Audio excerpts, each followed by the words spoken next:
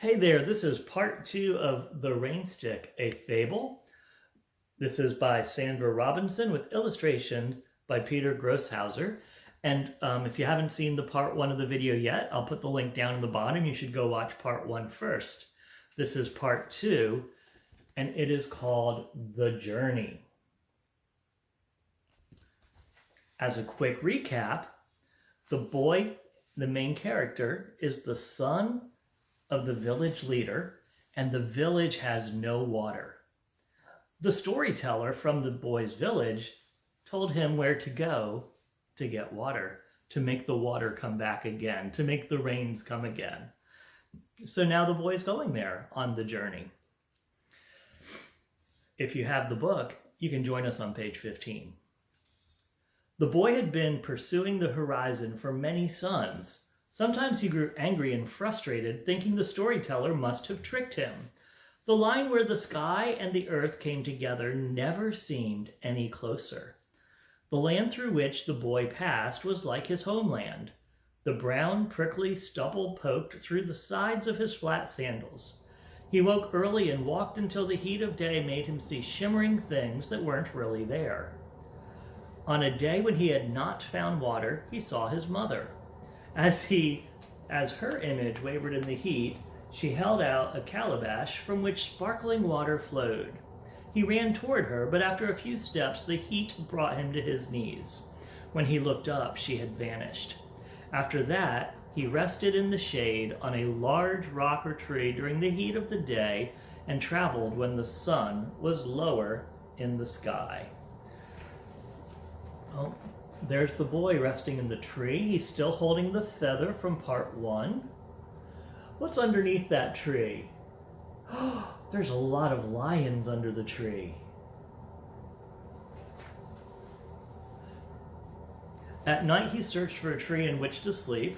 One evening, as the sky was tinted purple and gold, he selected a boab tree. His people called it the upside-down tree, for the twisted web of branches looked like roots. The trunk was thick and scarred by elephants that gored the wood with their tusks for its precious water. The boy picked the green, fuzzy fruit that hung from a long stem. He pounded it with a rock until the fruit cracked open. He dug out the seeds and sucked the white powder that surrounded them. He savored the sour, tangy flavor and finally spit out the brown seeds. The next morning, he woke to find a pride of lions resting at the base of the tree. The boy remembered a tale from the storyteller of a man who understood the language of the animals. The boy talked quietly to the lions and, showing them the storyteller's feather, asked if they knew of the place of the rain. The lions were full after a night of hunting and only perked their ears at the sounds made by the boy. They lazily swatted insects with their tails, and the mothers licked their cubs with rough tongues. The boy waited patiently in the tree until the lions wandered off. Finally, he too renewed his journey. One day, he was fortunate enough to come upon the nest of large birds that sometimes roared like lions. The boy was only half as tall as the birds. Their eggs were of great size. When a bird left its nest to feed, the boy quickly snatched an egg and cracked it open. The runny insides tasted good. As the distance between the boy and the village grew, the land changed. The grass grew thicker, greener, and taller. He did not have to search so hard for a tree to sleep in at night. The boy sometimes saw large villages, but because he was a stranger, he did not enter them. Water became easier to find. Like the other small animals, he waited his turn at the water holes while the elephants, lions, and silent giraffes drank. Birds swooped in great flocks to sip from the pools, the blue waters muddied by the herd. The boy fished in the rivers.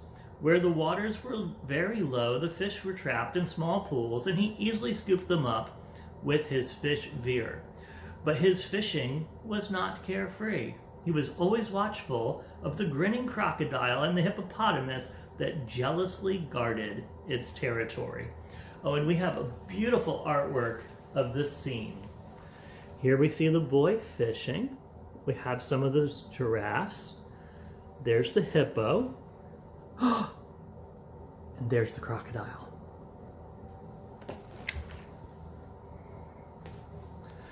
Although he now suffered neither hunger nor thirst, the boy worried about the many suns that had come and gone. That means many days.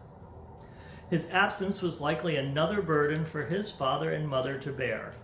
Perhaps the rains had come, but part of himself was always connected to his people, and he knew that they had not come yet. At first light of the new day, the boy walked through the tall grass. He saw something which broke the line between the earth and the sky. He moved towards it. It was a gently rounded mountain. He could climb it. Perhaps he could see the way to the land of the rain. From the top of the mountain, he surveyed the country before him. In the distance was a forest. He had found the place of the rain. It took 2 more suns to reach the great trees. The boy waded through low shrubby plants that stroked his waist and legs. He approached the strange forest slowly. He felt a pounding in his chest. His breath came quickly. His mouth was so dry he couldn't spit.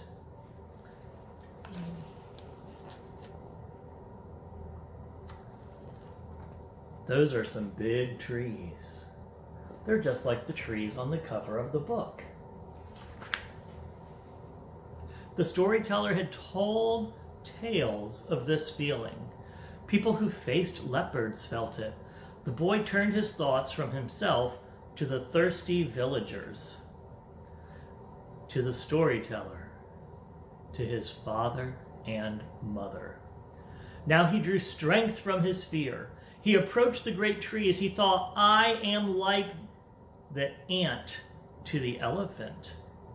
Inside, the forest was moist and comforting, unlike the glare of the hot white sun. The boy leaned his head back and looked into the massive branches and leaves that seemed to grow into the sky. Sometimes the sun broke through the leaves that grew at the very tops of the trees and drew patterns on the forest floor. The floor was littered with sticks, leaves, and the remains of fruit that had fallen or had been dropped by animals foraging in the treetops. He picked up a piece of discarded fruit, smelled it, and then took a tiny bite. He chewed it slowly and swallowed. He waited to see what his stomach thought. Feeling no cramps, he shrugged and ate the whole thing. After he finished, he licked the sweet juice from each finger.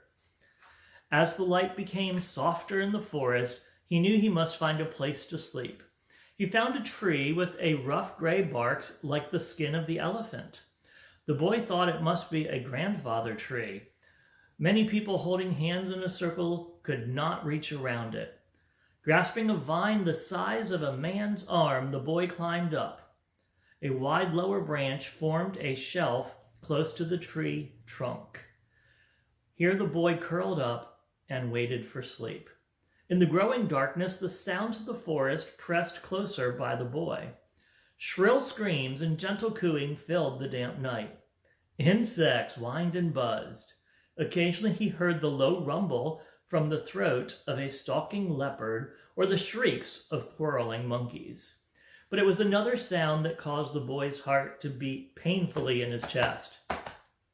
The moist air of the forest carried the voices of talking drums. Part 3 of the video will take us to the bird.